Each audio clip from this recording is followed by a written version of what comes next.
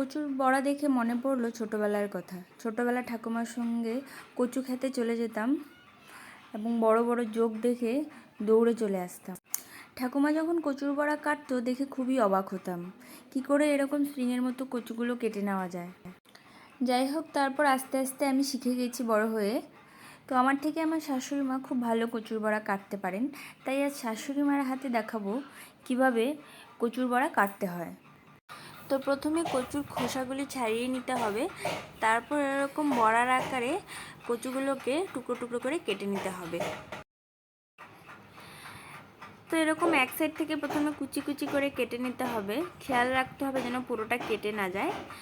তারপর কচুটাকে উল্টে দিয়ে একটু বাঁকা করে তারপর কাটতে হবে, তাহলে দেখবেন একদম স্প্রিংয়ের মতো কচুর বড়া হয়ে যাচ্ছে। প্রথম প্রথম একটু খারাপ হবে, কিন্তু আস্তে আস্তে তারপর ঠিক হয়ে যাবে। এবং তারপরে আপনারা বাড়িতে যেভাবে কচুর বড়া করে থাকেন সেভাবে করবেন, কিন্তু বেসনের বদলে চালের বাটা ব্যবহার করবেন। খেতে বেশ মচমচে হবে, সঙ্গে টেস্ট আরও অনেক গুণ বেড়ে যাবে। দেখা হচ্ছে নেক্সট ভিডিওতে নতুন কোনো রেসিপি নিয়ে।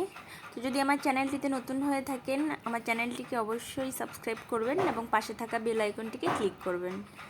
ধন্যবাদ।